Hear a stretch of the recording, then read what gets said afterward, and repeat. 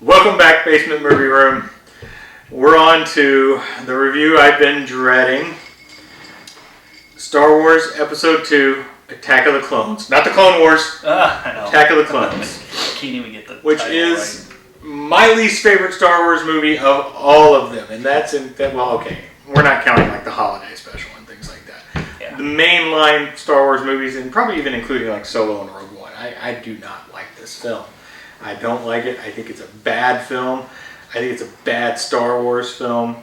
It's a step down from Phantom Menace. And if you saw our Phantom Menace review, you know we like that. Okay, it's not perfect. It's not anything I to think write. it got better with time. It does, in my opinion. So Attack of the Clones, second movie in the prequel trilogy. I'm not even sure I can explain what happens in this movie because it's convoluted and ridiculous. So we start on Coruscant in this movie, right? Yeah. With the ship landing, and there's an assassination attempt on Padme, who is now a senator. Yeah. For Naboo. There's a new queen on Naboo because it's an elected office. And she's taken over the role of senator since Palpatine. I guess she didn't do enough to save them. I'm guessing her term was up. Maybe it's a single term. Okay. Yeah. We don't know. But nonetheless, she's a senator now. She took over Palpatine's role now that he is the chancellor because he wormed his way into that one with his evil ways and his little lackeys. Did we ever get names for those guys? His horn guy and other guy, his lackeys. Bib Fortuna. Bib Fortuna, other Bib Fortuna. Bib Tortuna. You don't. So we're on Coruscant, and we're right back into the political intrigue crap that I don't care for in my Star Wars movies. So the ship blows up. That's where we know that somebody is absolutely trying to kill Padme at this point, the senator. So we're introduced back to Obi-Wan and Anakin. They come in. Yeah. Anakin is older now, of course, played by Hayden Christensen, which I feel for Hayden Christensen for this because this kind of killed his career, in my opinion. Yeah. He's done some movies afterwards. He's done a great movie called Shattered Glass. If you haven't seen that, you should definitely check that out. And he did Jumper, which was it's fun. It's kind of terrible, but it's fun. Yeah. And which that was Doug Liman. It wasn't terrible. No, and I think it was Doug Liman. It had what's his name? Billy Elliot in it as well. Jamie, I can't remember his name. He played Billy Elliot. Yeah. He's a great actor. He's in freaking Rocket Man, which is a fantastic movie. But he's a fantastic actor, and he's in that movie. So, Hayden Christensen's career, I don't think probably went as high after this as it maybe could have. He's not great in this, and he's not great in some of the other stuff he's done. But I have a feeling he maybe could have done better if it wasn't for George Lucas. Yeah, Lucas needed a Kirshner. Yeah. Irving Kirshner would have been. Well, Kirshner was still alive at this time. Couldn't even just hired him, even though he was wasn't he? Maybe he was dead. He's pretty. Yeah. I know he's dead now. I can say that. I can say that he is dead. He's no Bill Duke. I'm gonna look that up afterwards, and we're gonna find out Irving Kirshner is still alive. Duke is still alive. So George directed and wrote this one again. He definitely could have used some help in this one because this one's real bad in my opinion. The dialogue's bad. The directing is mailed in my opinion. It's like, hey, one take, we're good. And I know he probably took multiple takes, but the dialogue's so bad it's impossible. But nonetheless, back to the plot. So Anakin's super excited to meet Padme again because he's been in love with her since he was like 9 years old or whatever. And it's been years. Of course, he's aged, and then Natalie Portman looks 2 years older, basically. There's no aging on her. But him and Anakin and Obi-Wan are there to be the bodyguard for Padme, and Obi-Wan's pretty clear that, hey, we're here to be your bodyguard. We're not here to hang out with her. Obi-Wan's taking it seriously. Jesus Obi-Wan, as I like to call him, because he's got the Jesus look from all the famous paintings of Jesus, and I was telling him some people have given their grandmothers pictures of Obi-Wan that their grandmothers think are Jesus, which is hilarious. May the Force be with you, and also with you. Yes, but we Catholics say with your spirit now, so it doesn't work as well. Okay. So they're there to protect her. Another assassination attempt is made, which I thought this part is actually pretty cool, with the bugs that come in and him flying in there and slicing them. Yeah, that was good. Yeah, some cool that was choreography. Good lightsaber work. Cool choreography. Yeah. I mean, cutting so like that. You know, it's good sword work essentially. So they chase after this assassin. And I don't like this scene very much. The CG is pretty dodgy in this scene, and I think the dialogue is extremely goofy. Diving from car to car. Yeah, and like, I hate it when he does that. Yeah. You know. When did he do that? The lightsaber and losing the lightsaber and Obi-Wan just catching the lightsaber. Yeah. It's like he's using the Force. Yeah, no, I don't think he did. No. So nonetheless, they chase this person into a bar. There, and they find them and they get them outside and they run them down, and then the assassin gets killed by another assassin who is dressed in Mandalorian armor. Yeah, why didn't that assassin go after? Yeah, I guess they didn't want anybody to see Jango Fett doing the assassination. So he hired it out, but then he got caught anyway. Yeah, but then again, it didn't make sense. Okay, I'm just going to go into this now. Maybe he was supposed to get caught, because otherwise, how would the Jedi have gotten the clone army to ultimately betray them later on? It's convoluted. The plot makes no sense. I guess maybe the clone army wasn't meant for them, and they stole it, and it was supposed to be, and there's no explanation for this. No, there's not. But anyway, this gets Obi-Wan to start looking into these things and finding that there's a missing planet out there. And, you know, he goes into this silly thing with Yoda teaching youngling Jedis, and Yoda's like, oh, the children don't know the answer, or some stuff like that. They deleted the file. Yeah. Yeah. The most, I mean, it's what is it, Occam's razor? The most obvious answer is the answer almost every time, or something like that. Yeah. Right. So, you know, Obi-Wan sets out on this, and during this time, the other terrible part of the movie, Anakin is left to guard Padme, and they send. Did they go? Where did they go? His abilities have made him. Is it Naboo? Yeah, I'm in charge. They go back to Naboo. Maybe it's Naboo. I don't know. But this part is like romance, junk, and it's all terrible dialogue. It's all terrible. This part, if you cut that part out of the movie, it's a better movie. But then I guess you don't get the love story that you kind of need. But it's all real bad. There's no chemistry between them two.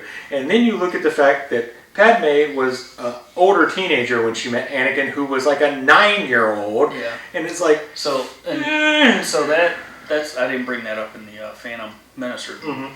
But I really wished that Anakin and Obi-Wan were closer in age. Yeah. It would have... When they first met. It would have made the relationship. And then the second movie, you could have explored...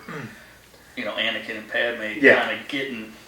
Yeah, I mean, even if because Obi-Wan's supposed to be like what, early 20s, probably around Ewan McGregor's age. He's in his 20s. If he could have been 15 when they met. Yeah, 15 would have been great. Because Portman or Padme was young, supposedly. Yeah, but that I hate that they used a little boy and not because that would have been Yeah.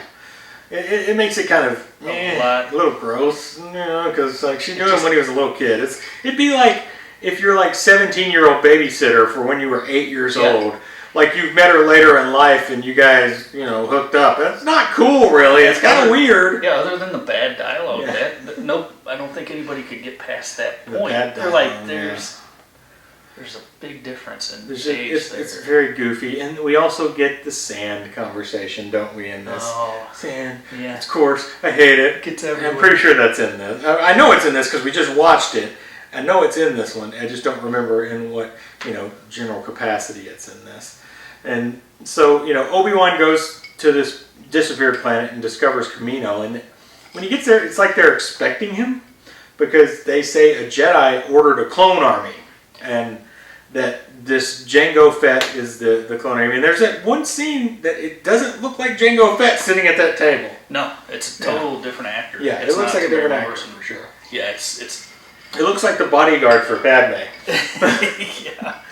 So yeah, it did. So Obi-Wan is investigating Kamino, and he's figuring out that apparently the Jedis have this huge clone army done by Master Sifo Dyas, which means absolutely not shit to anyone who is it? Nobody knows who this is. It's like, we don't have any background for this. Yeah. It's like, maybe, you could have set that up earlier on, but no, George just wrote that out of his ass, basically, at that point.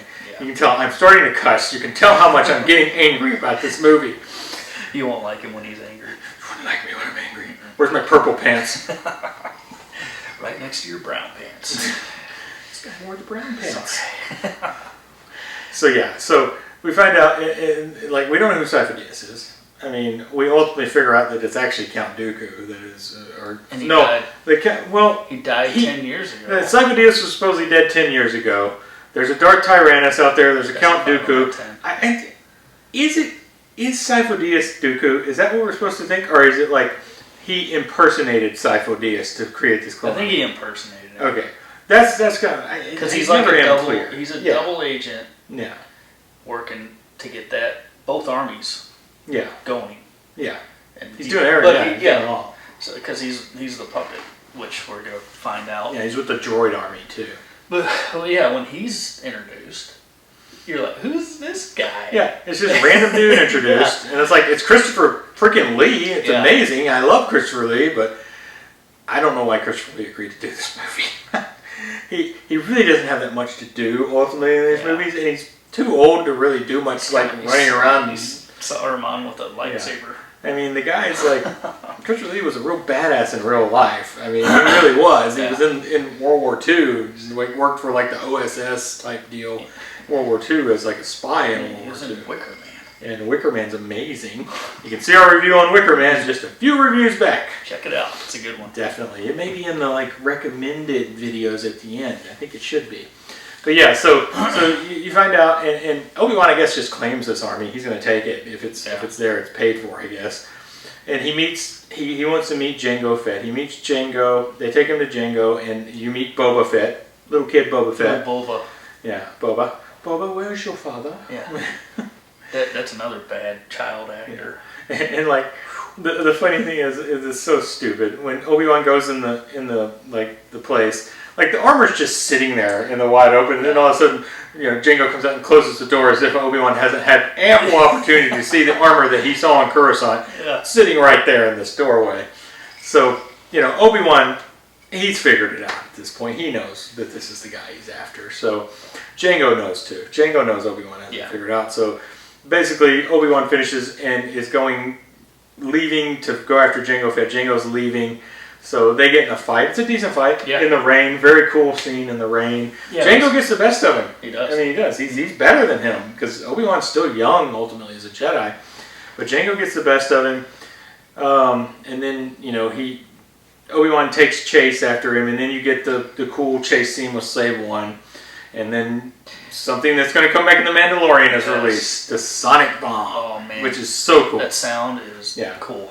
Yeah, it's a very cool sound, and they brought it back in Mandalorian. It was one of the few good things they could pull out of Clone Wars to bring back. One of the coolest sounds in Star Wars. Oh, very cool. Very good. So do you think Lucas put Jango Fett in there because the underuse of Boba in the original? Oh, no, there's no doubt. He knew Boba Fett was popular. He's like, well, I'm going to throw him in there just to show what he could do. Boba's so popular after having 2 scenes in the original trilogy that Lucas is like, yep, let's do this. Let's put this guy in here. Boba's going to be part of this. It's Boba's origin story, But ultimately, Obi-Wan goes back, reports about the clone army, and they don't bring him in immediately, I guess. But at any rate, I'm trying to figure out what happens after this. I'm trying to remember after Obi-Wan gets back. Because at some point, Obi-Wan, Anakin, and Padme all end up on the droid planet. Yeah, and I think Obi-Wan tracks Doo-Doo to that planet. Yeah, and so he goes to investigate. Yeah, and finds out that there's another army there. Yeah, a droid factory run by these bug creatures, which that comes back in Rebels as well. Yeah, really cool kind of. And it's in the bug creatures, I'm pretty sure, are in Sith, too. That's a cool arc. Yeah. That's a very cool arc they end on in Rebels. Rebels is so good. Rebels is something to watch. Yeah. Yeah, it's slow start, about 5-6 episodes, but it gets rolling. Once it takes off. But yeah, so as you can see, we'd rather talk about Rebels than clones. Yeah. So ultimately, they end up on this droid planet, and I probably missed a couple scenes here, but whatever, I don't care. They end up on this droid planet, and they all get captured at some point, and then they're taken into this like arena, because that's the best way to kill people. Let's not just kill them. Yeah. Let's do the James Bond thing, and hey, here's our plan, and here you go fight in this arena against all these bugs for all these big monsters and bugs, for all these people that we really don't care about. And, what's the big deal? And these people have such hatred for the Jedi, I guess. Yeah, I guess they just really hate them for no reason. There's so much nonsense. Yeah, so they get out there, and basically, of course, they all get free from their chains, and they go to fighting these people, and then in comes the cavalry. Yoda. You gotta talk about the line when they're coming out. Oh, Anakin and Padme. Yeah. I truly, deeply, something. No, something. I blocked it out. I don't want to talk about it. Okay. It's all terrible. Any lines between Padme and Anakin are the worst in this movie. They're not that much better in the next one, either, in my opinion. Yeah, a little better. Yeah.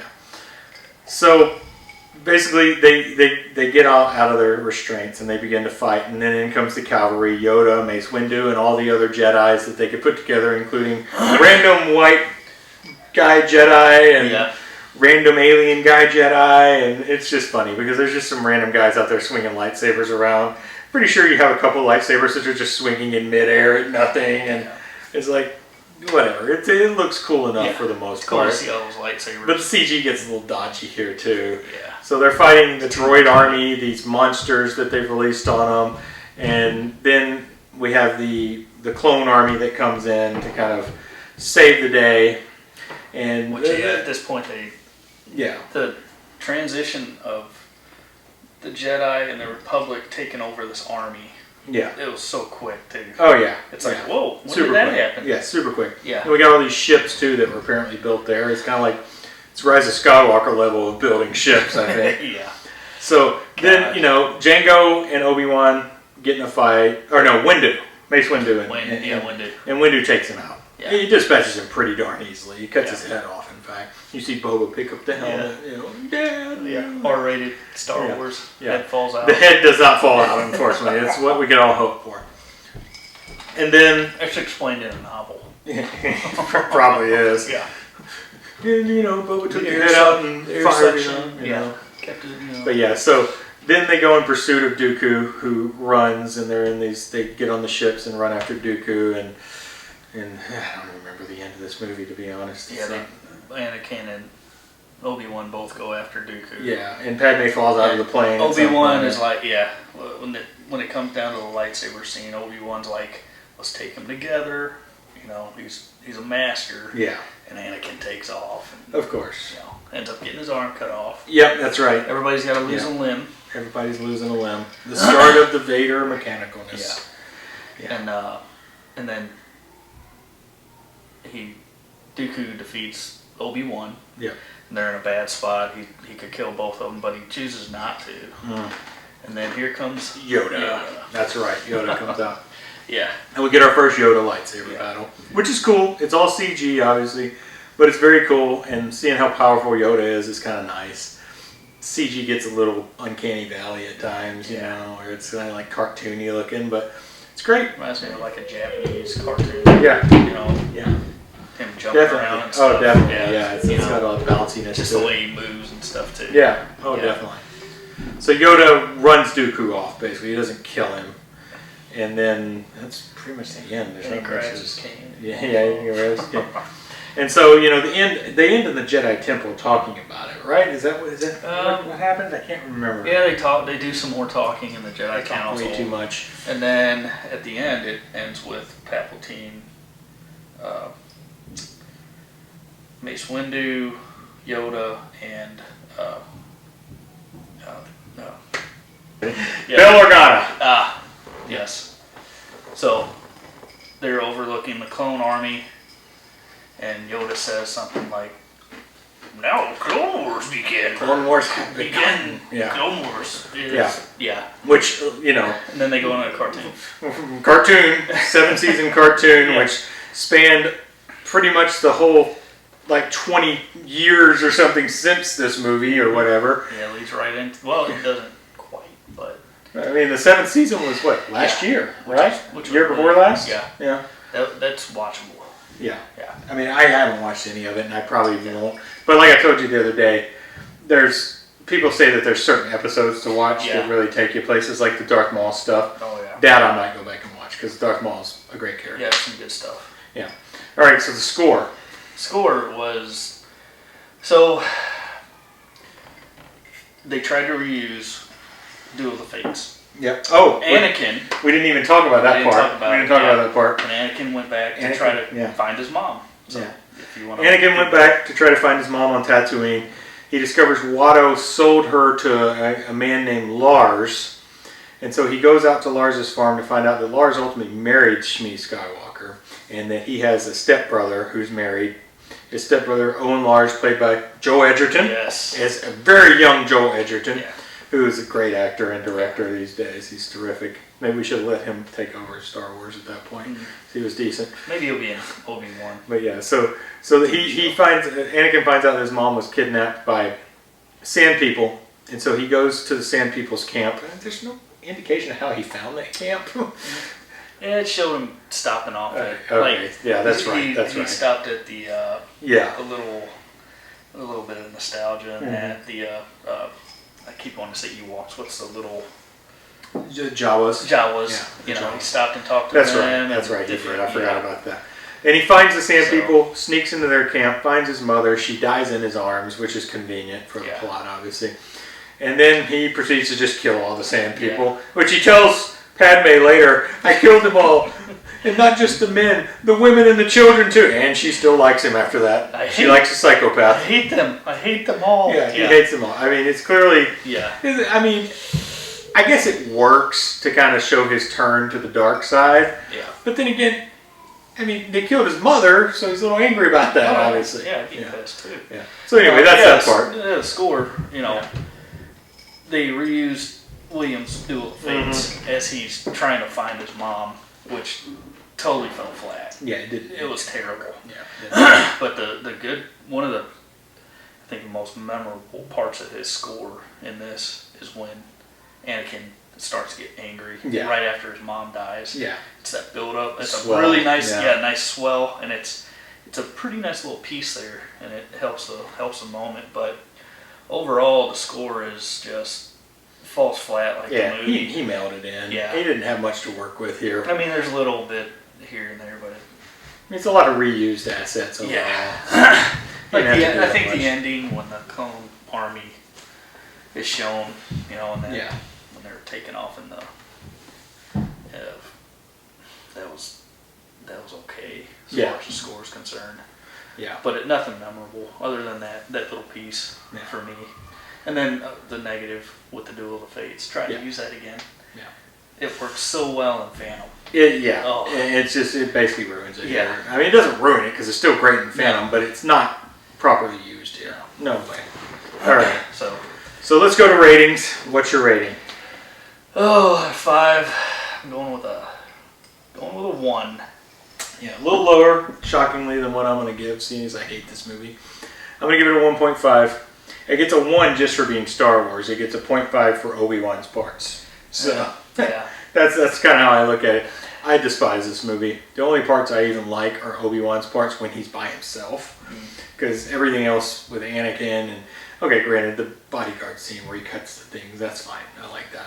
But most of the time, Obi-Wan and Kamino and the chase through the asteroid field, all really good. Yeah. Really good. If the whole movie was just that, I'd be fine. Yeah. But it's not. It's terrible love romance. That's about it. You got about 20 minutes. Yeah. Bad dialogue. Watch. Bad dialogue. Even with Obi-Wan stuff, it's bad dialogue. It's just Ewan McGregor's a better actor than that. He's better than... He rises above that bad dialogue. His character does. I mean, he's an established character, so that helps. Anakin really isn't an established character, ultimately, because Darth Vader was the established character, and he's not Darth Vader. He's Anakin Skywalker. So... It's hard to... At the end of this movie, it's like hard to really think that he's going to be Darth Vader. Yeah. Oh, it's real hard. That's when you're like, oh, man. The whiny teenager. I don't know if this is going to work. Yeah. So that's where we're at. 1.5, 1 star. I don't think there's much else to say about this steaming pile. Yeah. Try not to watch it if you can avoid it. If you're rewatching all the movies going up to, the 9th one, obviously I think you pay the least attention to this one, as it is the worst one of the bunch. I don't care what anybody says. It's the worst one of the bunch for sure. Steaming pile of... Yeah. George Lucas really mailed it in for this one. He Yeah. didn't even try. He should have had Kirshner, like we said. He is... Yeah, I think about it all the time. He is one of the luckiest directors in all of Hollywood, or not even Hollywood. Yeah. In all of filmmaking, because he had a great idea. He started off great. Mm-hmm. When he took full control, that's when Full control was the problem. shit hit the fan. None of that original trilogy did he write by himself. Yeah. He wrote these by himself. And he directed New Hope. He did, and it's fine.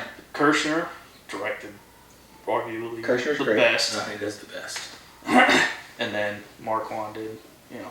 But he had different directors. Yeah. He didn't have full control. Kasdan helped him write them. He's lucky. Yeah. That Star Wars For sure. was, Star Wars brand was where it was at when he That's made right. these. So, All right. luckiest director of all time. He is. All right. I think that'll do it for us. Thanks for watching Basement Movie Room. We'll see you next time. Cheers. So lucky. Begun this Clone War has.